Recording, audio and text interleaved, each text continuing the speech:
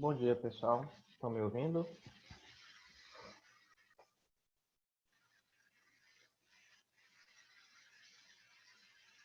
Oi, oi, oi.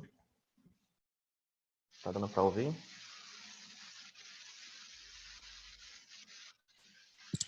Sim, professor. Bom dia. Bom dia. Gente, eu vou dar aqui para vocês alguns avisos importantes antes da gente começar a aula, tá? Quem quiser anotar, acho que é importante. Bom dia, Carlito, tudo bem? Bom dia, tudo bem, O seu Matheus? microfone ele tá um pouco baixo. Eu não tô conseguindo ouvir direito. Tá bem baixo, na verdade.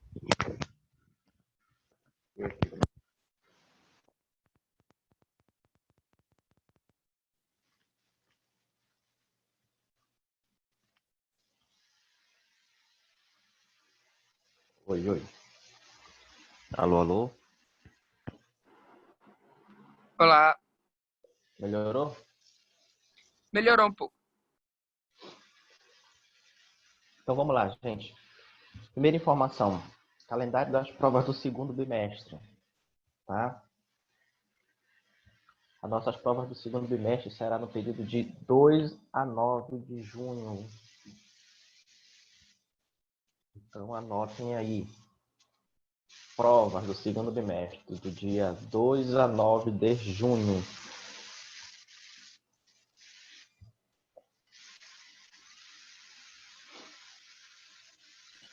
Professor? Oi?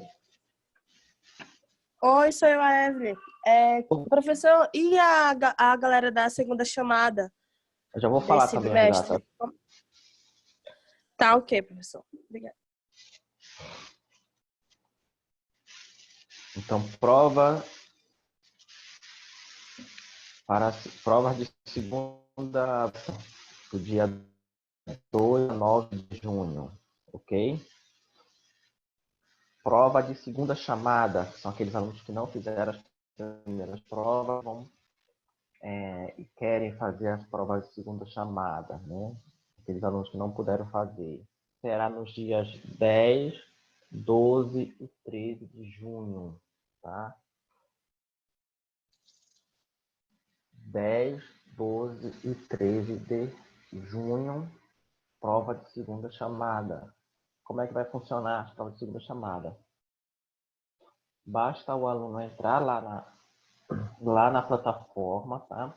Durante esses dias 10, 12 e 13 de junho, e a prova vai estar disponível para ele fazer, tá? Ou uma prova, ou todas as provas, depende de qual foi, né, as provas do primeiro que ele não realizou.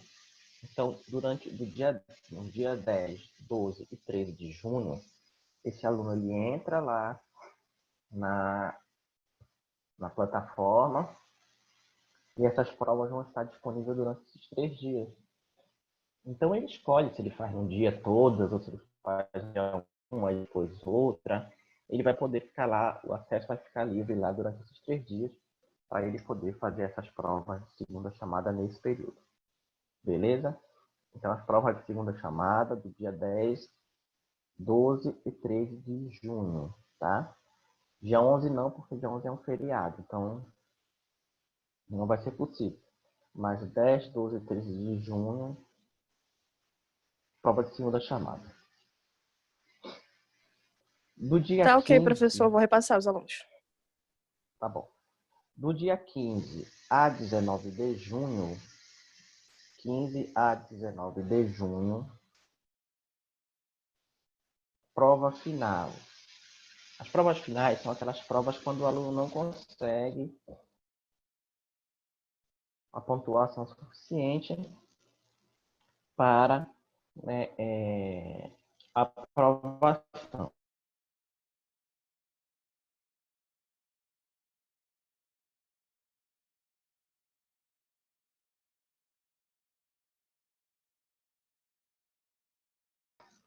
Quando o aluno ele não consegue, ele pode fazer a prova final, mas a gente recomenda que todo mundo tente passar logo nessas provas do segundo bimestre.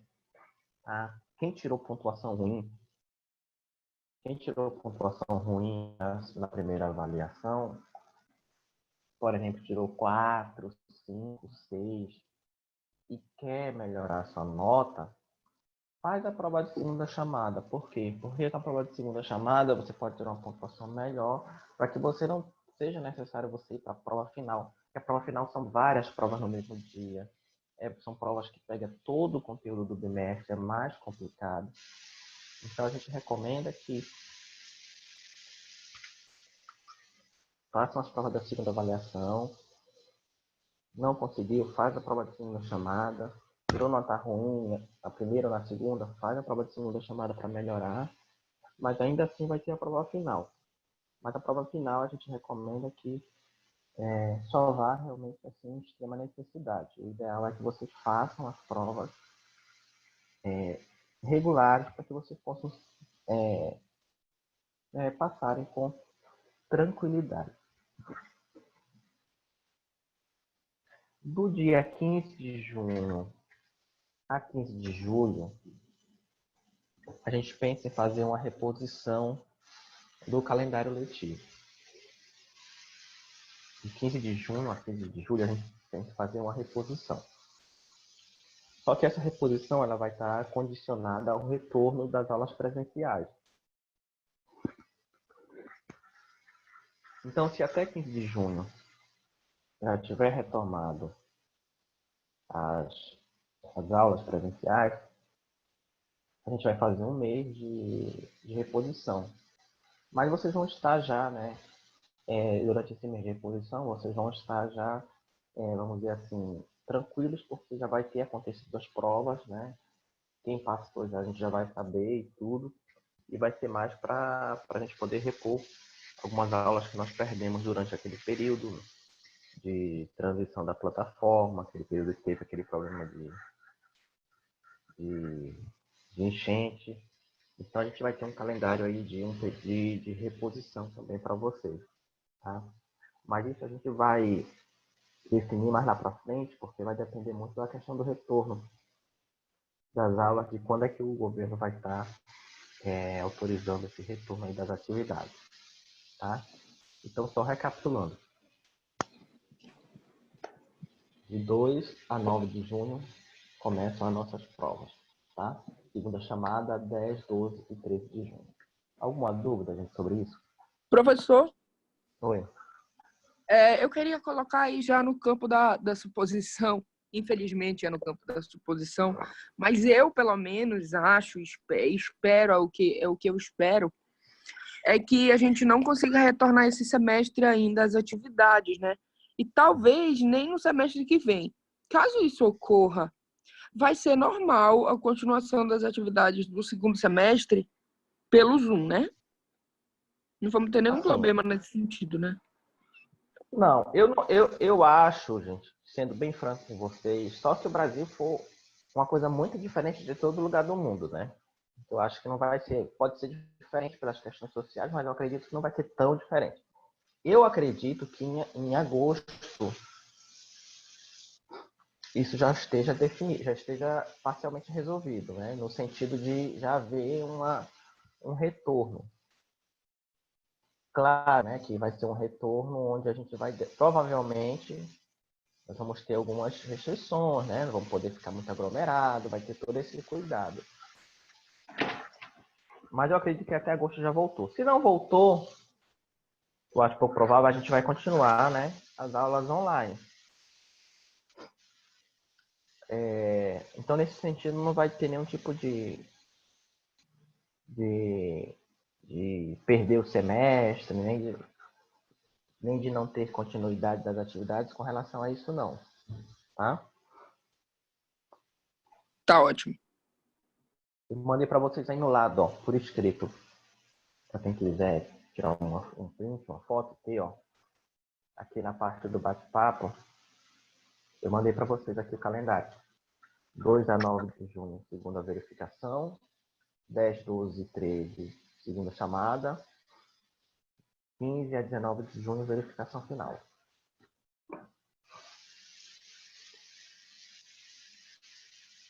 Deu para ver aí?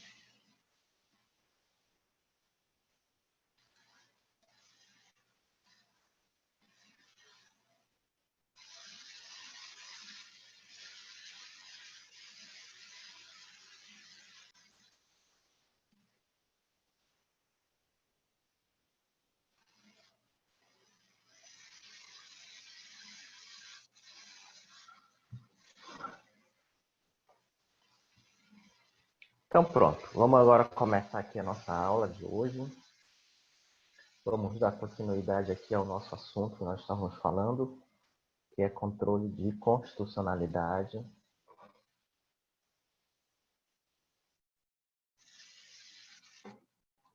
Na aula passada, nós falamos de controle preventivo e controle repressivo. Foi isso, Matheus? Exatamente. Bom, nós falamos na última aula sobre controle preventivo, falamos sobre controle repressivo. O slide está aparecendo aí? Na tela? Tá sim, tá aparecendo. Tá ok. Na aula passada nós falamos de controle, começamos a falar de controle de constitucionalidade, falamos de controle preventivo, falamos de controle repressivo. Tá? Falamos que o controle preventivo ele sempre vai acontecer para evitar que uma norma, né, que é considerada inconstitucional, possa adentrar no nosso ordenamento jurídico. Aí nós falamos que esse controle preventivo pode ser feito pelo Poder Legislativo, né, via de regra, na maioria dos casos, pelo Poder Legislativo, no ato da elaboração dessa lei, aí falamos das comissões.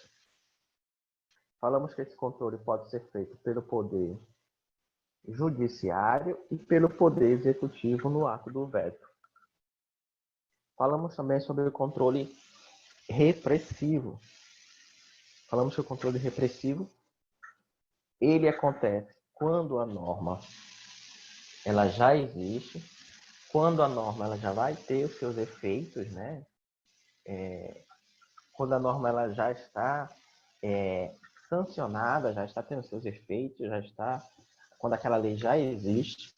E aí o Poder Judiciário ele vem justamente para fazer esse controle de constitucionalidade e afastar aquela norma que porventura venha a ser inconstitucional.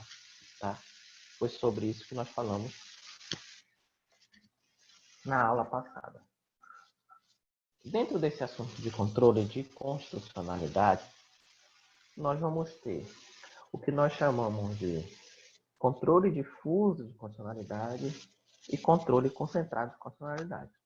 E a partir de agora que o assunto começa a ficar mais emocionante. Porque quando a gente começa a estudar essas espécies de controle aqui, tá?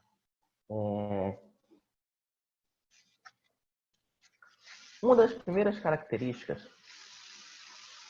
e a gente precisa sempre entender o que é o controle de constitucionalidade. O controle de constitucionalidade funciona, são mecanismos jurídicos que são utilizados para evitar que normas de caráter inconstitucional possam ter os seus efeitos, a continuidade dos seus efeitos. Ou seja, o controle de constitucionalidade serve justamente para que a Constituição mantenha a sua supremacia, né, e afastando sempre essas inconstitucionalidades.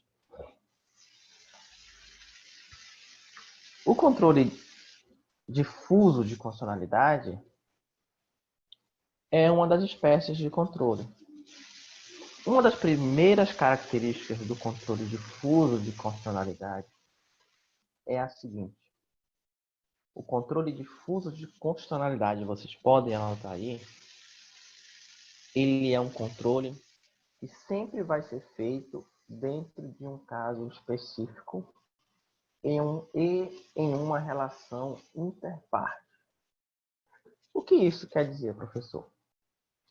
Quer dizer o seguinte, que o controle difuso de constitucionalidade ele vai ser feito quando o magistrado, quando o juiz se deparar com uma causa específica e nessa causa específica haja ali uma violação de dispositivos constitucionais.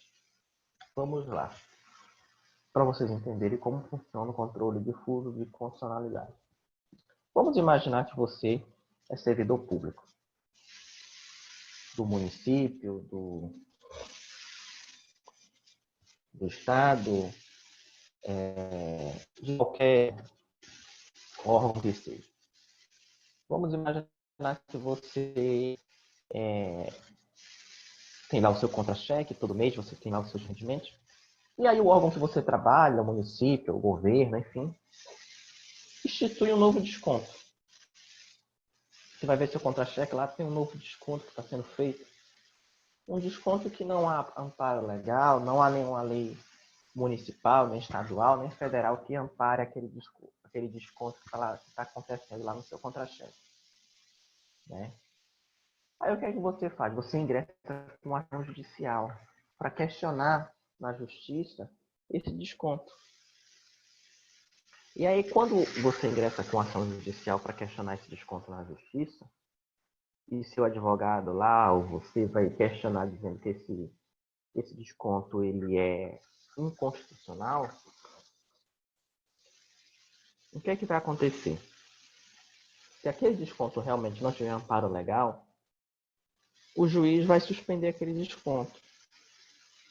Quando o juiz ele suspende esse desconto lá no seu caso específico, alegando que realmente o desconto não possui nenhum amparo legal, o juiz ele está fazendo o controle difuso de constitucionalidade.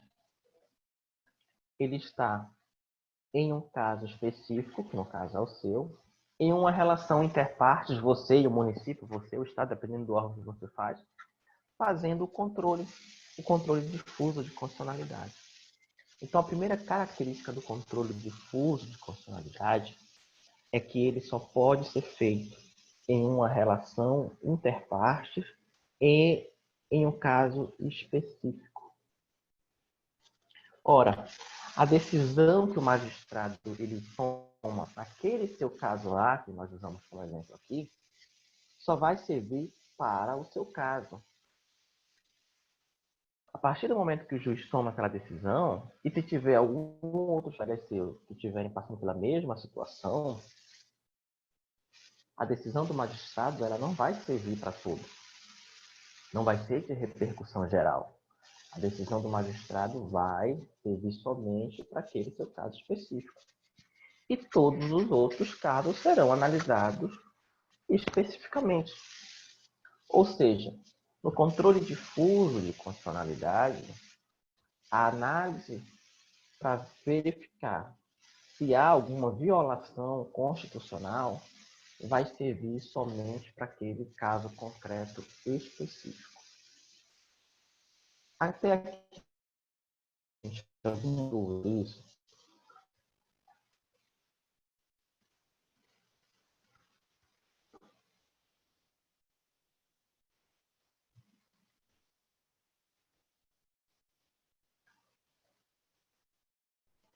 Então, só recapitulando para a gente entender. Controle difuso de constitucionalidade. Controle difuso de constitucionalidade sempre será feito em um caso específico e em uma relação interpartes. E quem pode fazer o controle difuso de constitucionalidade, gente? É uma outra característica importante. O controle difuso de constitucionalidade pode ser feito por qualquer juiz. Qualquer magistrado, qualquer juiz pode fazer o controle difuso de constitucionalidade. Esse controle é feito, evidentemente, dentro do processo, né? Dentro daquele processo específico. Então, qualquer juiz, qualquer magistrado, ele pode fazer o controle difuso de constitucionalidade para afastar a norma que seja considerada inconstitucional. Vamos lá, dúvidas?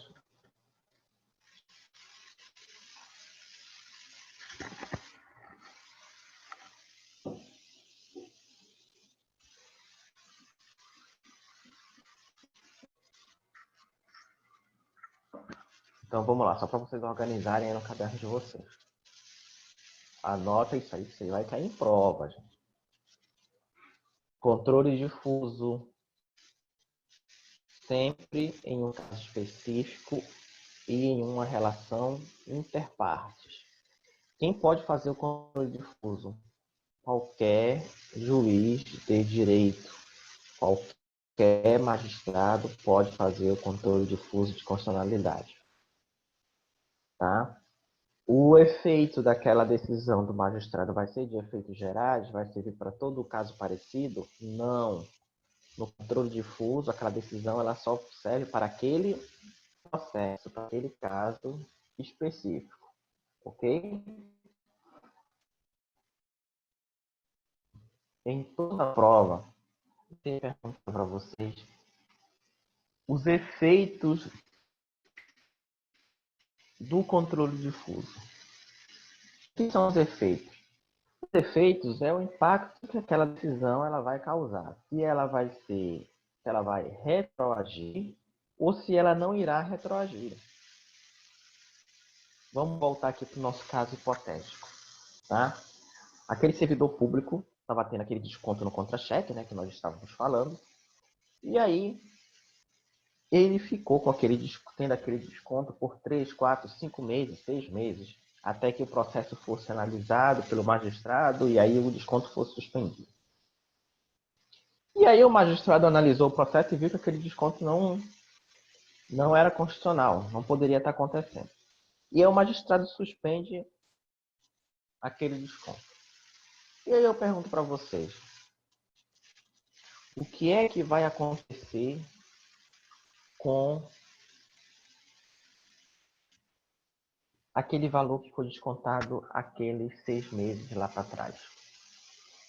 Como é que vai ficar? O servidor vai ficar no prejuízo? O valor vai ser reembolsado? O que é que vocês acham que acontece?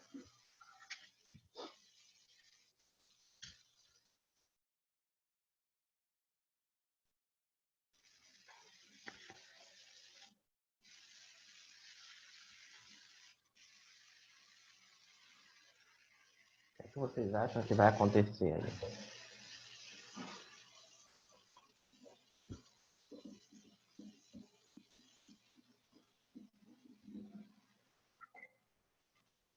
Nesse caso, gente,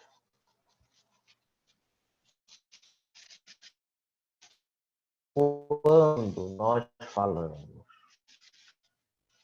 que na decisão de controle de constitucionalidade difuso, a gente vai precisar sempre saber quais são os efeitos dessa decisão. Tá? A repercussão nós já sabemos que não é geral, né? A repercussão da decisão vai ser só para aquele caso específico. Mas quais são os efeitos?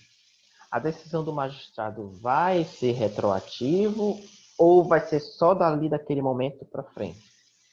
E o que aquele servidor, ou em qualquer outro processo, eu estou usando esse exemplo do servidor só para ilustrar, mas pode ser qualquer outro tipo de decisão. E aí, o prejuízo, como é que vai ficar? Aquilo que foi perdido durante aquele período onde aquela lei que era inconstitucional estava tendo seus efeitos. O que é que vai acontecer? No controle difuso de constitucionalidade, o efeito, em regra, é ex tunc, como eu coloquei aqui para vocês. Ó.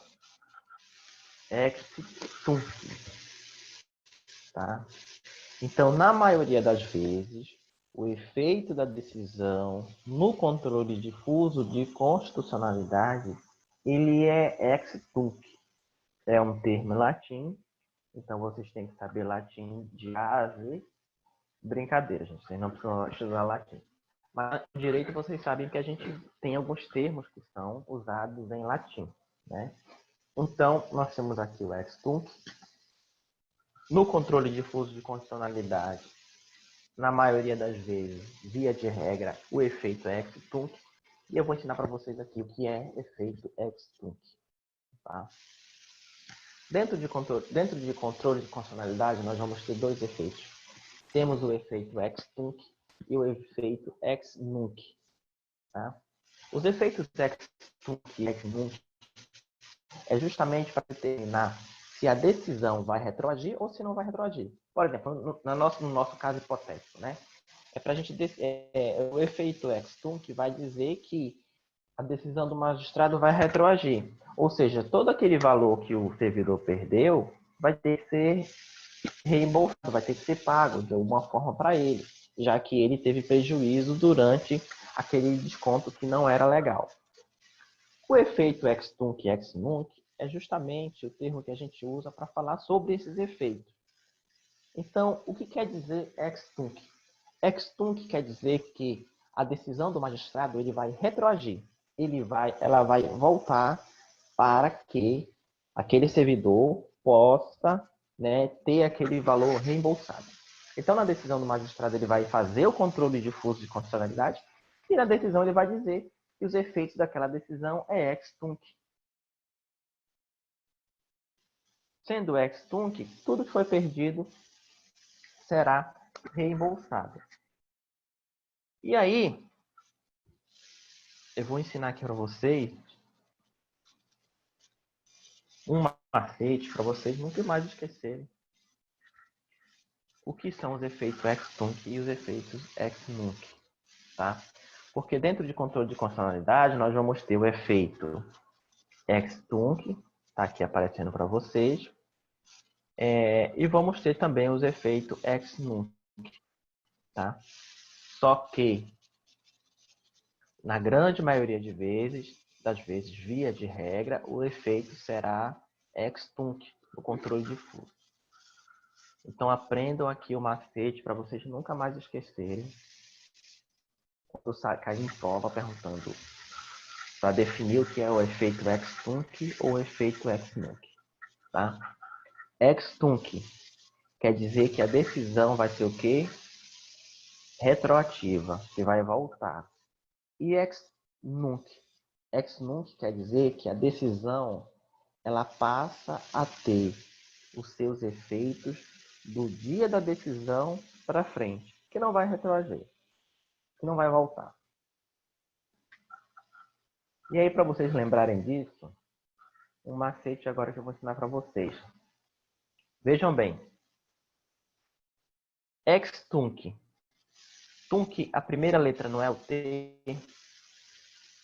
E o T não é de testa, né? Testa não se escreve com T, começa com T. Então, ó, preste atenção a esse macete. Bateu na testa, deu um tapa na testa. A testa foi para trás, já sabe que é ex-tunc, a decisão vai ser retroativa. Ó. Ex-tunc, bateu na testa, a decisão vai voltar. O efeito da decisão vai ser retroativo. E o efeito ex-nunc? O Nzinho de nunc com nuca, aqui ó, N, bateu na nuca, a nuca foi para frente, ex-nunc quer dizer o quê? Que a decisão será dali para frente. Então, não tem como, lembrando desse macete aí, não tem como esquecer. Ex-tunc, bateu na testa, a testa foi para trás, o efeito da decisão vai retroagir, vai voltar, né? Ex-nunc, bateu na nuca, a nuca foi para frente, quer dizer que o efeito daquela decisão será dali para frente. Creio que você tem Então, uma especialização é em pedagogia, né, professor? Então, olha, isso aí é para não esquecer mais os efeitos de produtividade. Nunca mais. Então, ex-tunc e ex-nunc são esses efeitos dentro do controle difuso. Tá bom? Então, vamos lá, só recapitulando para não esquecer mais o que é o controle difuso. Controle difuso de constitucionalidade pode ser feito por qualquer magistrado, por qualquer juiz, sempre em uma relação, em um caso, uma relação interpartes. A repercussão não vai ser geral, vai ser somente para aquele caso específico. E os efeitos da decisão vai ser ex-tunc, tá? Podendo, às vezes, excepcionalmente, ser ex-nunc. Tá? E aí vocês já sabem o que são os efeitos, né? Ex-tunc e ex-nunc. Beleza? Alguma dúvida aqui? Professor, é ele que define, né? Se vai ser ex ou se vai ser... Se vai ser... Exatamente. É o magistrado. Tá, ok.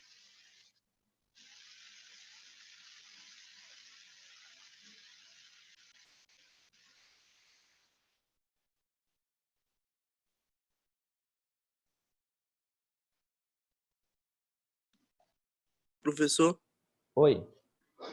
no controle difuso, ele vai ser erga omnes, ele vai valer para todos ou não? Somente naquele caso lá, concreto. Somente naquele caso. Tá bem. O controle difuso, ele vai vir somente para aquele caso específico.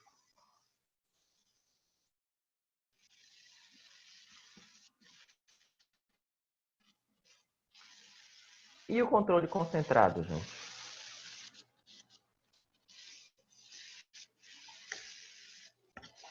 Controle concentrado de constitucionalidade. O que é que vai diferenciar o controle difuso do controle concentrado? Primeira característica que vocês não podem esquecer no controle concentrado de constitucionalidade é que no controle concentrado somente pode ser feito pelo STF. Somente o Supremo Tribunal Federal é que faz o controle concentrado de constitucionalidade. Em cima, no controle difuso, qualquer magistrado poderia fazer. No controle difuso, qualquer magistrado poderia fazer. No controle concentrado, não.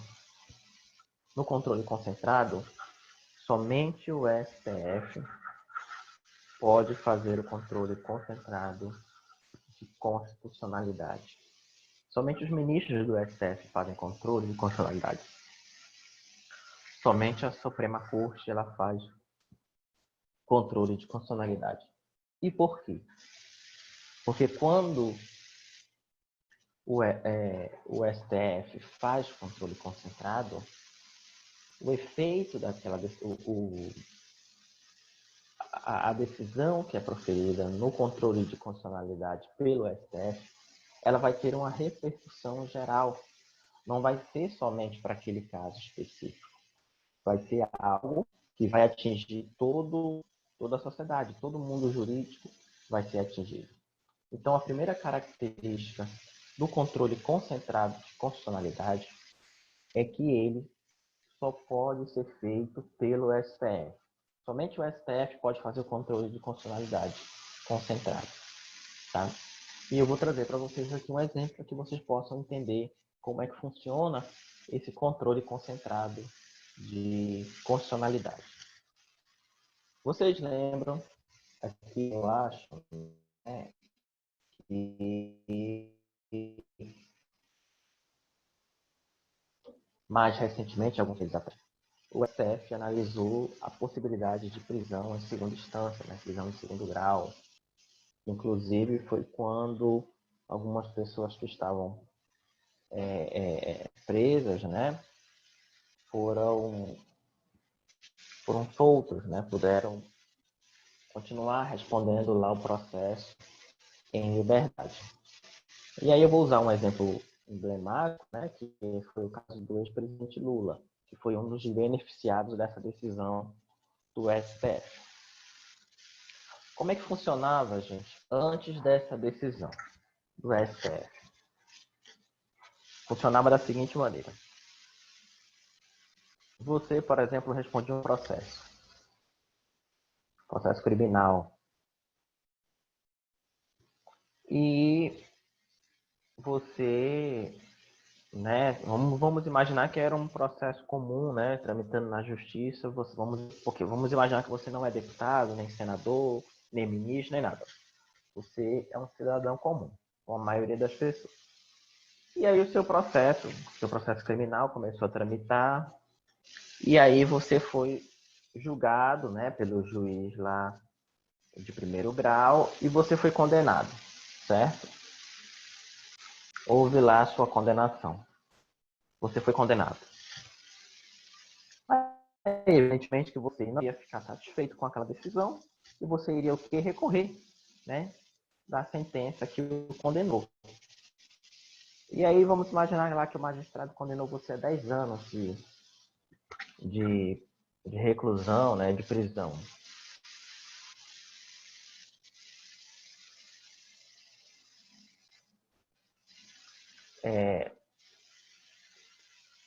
E aí o que acontece? Você, não satisfeito, você vai recorrer daquela decisão e aí você recorre, né, para o Tribunal de Justiça. Aí quem vai analisar o seu processo agora é uma turma, né, uma turma de desembargadores lá no tribunal. E aí quando eles analisam, lá, quando os desembargadores analisam o seu processo, eles mantêm a condenação lá do juiz de primeiro grau. Mantém a sua condenação. Mantém lá os 10 anos, né? Eles analisam e veem que seu recurso não tem cabimento, mantém lá a condenação. O que acontecia até alguns meses antes dessa decisão do STF? A partir do momento que a segunda instância, que no caso o Tribunal de Justiça, decidia sobre a manutenção da condenação, o indivíduo já pode começar a cumprir pena. Ou seja, ele poderia ser preso.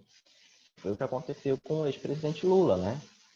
Ele foi condenado pelo juiz de primeiro grau, que na época foi o Sérgio Moro. Aí ficou em liberdade respondendo o processo. Aí depois foi condenado pela Justiça Federal. E a partir daí é que ele começou a cumprir pena. Só que o indivíduo ele começava a cumprir pena, porém, ele ainda tinha possibilidade de recurso. Ele ainda poderia recorrer ao STJ e, quem sabe, esse processo ainda poderia chegar até o STF. Né? Então, o indivíduo ele ainda tinha algumas possibilidades de recurso, mas ele estava cumprindo pena. E a nossa Constituição diz que ninguém será considerado culpado até que se tramite todas as possibilidades recursais. E aí ficou por muito tempo esse debate. O indivíduo pode começar a cumprir pena a partir da condenação em segundo grau, já que ele ainda pode recorrer, ou ele não pode começar a cumprir pena, e aí ficou essa discussão. E aí, alguns deputados de alguns partidos políticos ingressaram com uma ação junto ao STF, justamente para questionar se essa decisão de prisão em segundo grau era constitucional ou inconstitucional. E aí o STF, né, em uma votação apertada que teve, alguns meses atrás, eu acho que uns 6 meses, 7 meses atrás, não lembro direito, decidiu que a prisão em segunda instância era inconstitucional. Quando o STF decidiu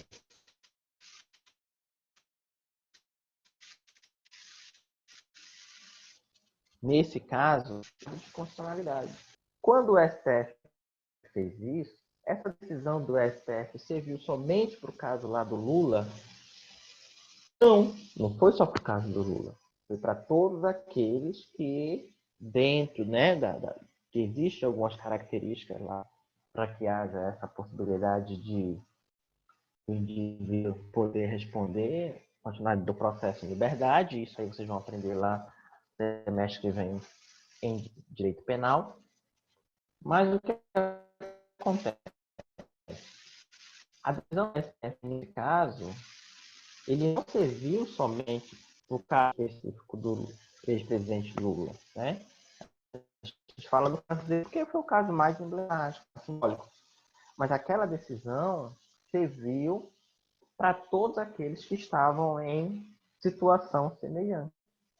Aí é para vocês terem um exemplo de quando o STF faz o controle de constitucionalidade, diferente do controle difuso. No controle difuso, quem faria? Um magistrado, qualquer magistrado, e naquele caso específico. No caso do controle concentrado, sempre feito pelo STF. E essa decisão tomada pelo STF não servirá apenas para aquele caso, mas vai atingir todos que estiverem em situação semelhante. Então, vejam bem que no controle concentrado, né, a repercussão da decisão é muito maior, tá? Alguma dúvida que tem aqui, gente?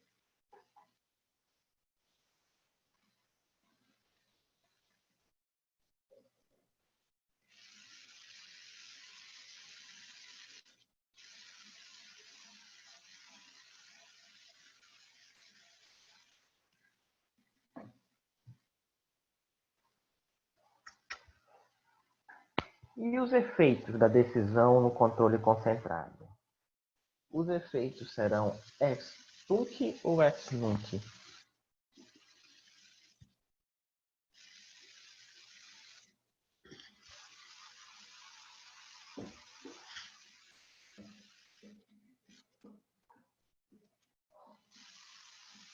O que vocês É acham? ex nunc, porque vale para frente, daí para frente, da decisão para frente.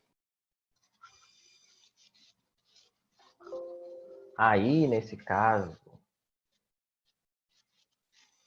a resposta, Luiz, vai ser depende. Sabe por que depende? Porque depende da posição do STF. No controle concentrado, o STF é que vai definir se o efeito da decisão vai ser ex tunc ou ex nunc. Após eles analisarem que aquela lei é inconstitucional, eles vão também fazer a modulação da lei. E o que é fazer a modulação da decisão? E o que é fazer a modulação? É definir se o efeito vai ser ex tunc ou ex nunc. Então, em uma pergunta genérica, vocês vão dizer que no controle concentrado, os efeitos podem ser ex tunc ou ex nunc. Vai depender da Suprema Corte decidir. Porque tem alguns casos que o efeito pode ser definido como ex tunc, né? Já aconteceu algumas vezes de quando o STF se manifestou em uma decisão, ele determinou que os efeitos seriam ex tunc e que aquela decisão deles iria retroagir. E aí aconteceu, evidentemente, falando de questão de descontos, de valores, né? Mas poderia ser qualquer outra coisa, evidentemente gerou um impacto orçamentário muito grande, mas foi a decisão do STF. E em alguns casos, o efeito ele pode ser ex nunc, né? Ou seja, a decisão do STF passa a valer a inconstitucionalidade ela passa a valer do dado momento da decisão lá do STF. Então, se tratando de controle concentrado, a resposta de vocês vai ser depende. Depende da posição que o STF vai modular essa decisão, tá? Ela poderá ser ex tunc ou ex nunc. Então, quando acaba a sessão, o STF ele se manifesta. No caso, por exemplo, da prisão em segundo grau, né, que foi uma das decisões, uma das últimas mais polêmicas, mas o STF está fazendo controle de constitucionalidade sempre, gente, porque às vezes as pessoas não acompanham, mas isso é normal, né? É uma das principais funções do Supremo Tribunal Federal, é a proteção da Constituição, tá? E nas nossas próximas aulas, quando a gente começar a falar dos poderes, a gente vai ver essa importância que tem o STF. Então, a função essencial do STF é justamente essa, fazer controle de constitucionalidade e proteger a Constituição. Então, nesse caso específico aí, que nós estamos tratando, no caso da prisão em segunda instância, quando o STF foi fazer a modulação da decisão, o STF entendeu que os efeitos da decisão seriam ex tunc e passaria a valer dali para frente. Ou seja, a partir daquele momento é que nós teríamos o afastamento, né, daquela norma que era considerada inconstitucional. Então, a partir daquele momento é que o indivíduo ele poderia ter, né, lá garantido a sua liberdade se preenchesse lá os requisitos. Isso não quer dizer, gente, que se lá na frente, quando chegar esse processo chegar no STJ, no STF, não quer dizer que esses indivíduos eles vão ter que começar a cumprir a pena também do zero. Anula tudo, não, né? Se futuramente eles forem condenados, eles irão cumprir a pena, tá? E essa pena será cumprida com o restante do tempo faltante, né? Para o cumprimento total lá daquela pena lá na qual ele foi condenado. Então, vamos dizer, o indivíduo ficou preso 2 anos, 1 ano, e a condenação dele era 8, né? Ele vai cumprir o quê? Mais 7, ou mais 6, dependendo lá também daqueles requisitos que no direito penal eles fazem, né? De redução ou diminuição lá de pena. Que não é muito minha praia aí, é mais a professora Nachara lá, que já é mais a área dela, tá? Então, no controle concentrado, os efeitos ele pode ser tanto o ex-nunc como o ex-nunc. Ok? Alguma dúvida aqui, gente?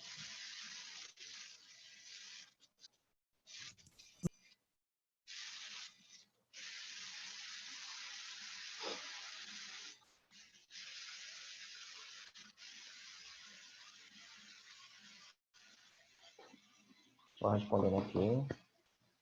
Perguntas.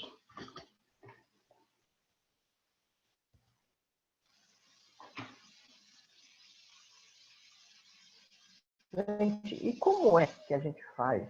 Como é que é feito para a gente... Quais são as ferramentas jurídicas que a gente usa para questionar uma lei se ela é constitucional ou é inconstitucional?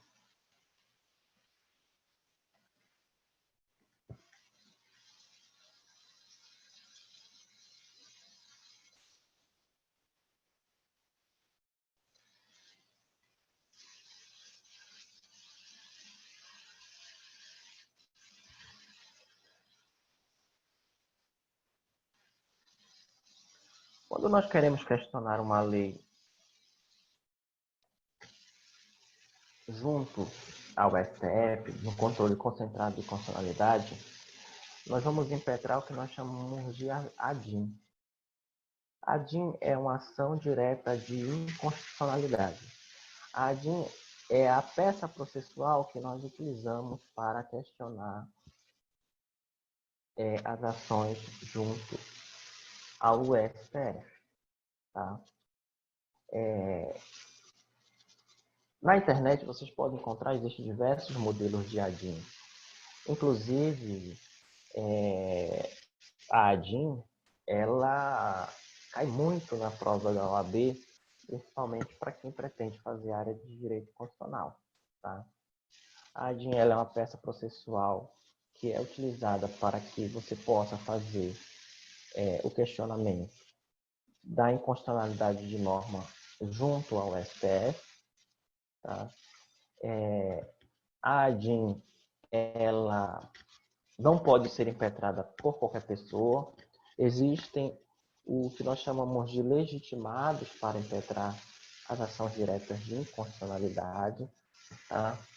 A ADIM, como a DCO, que é a ação direta de constitucionalidade, a DPF, que é a ação de descumprimento de preceitos fundamentais, todas essas ações de controle de constitucionalidade, elas possuem, e se vocês forem ver lá na nossa apostila, tanto aqui a ADIM como a DCO, né, a DC, todas elas possuem o que nós chamamos de legitimados.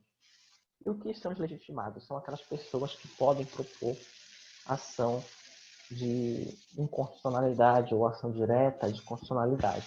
Tá? Professor, então quer dizer que eu não posso lá e propor uma ADIM? Não, você não pode propor uma ADIM.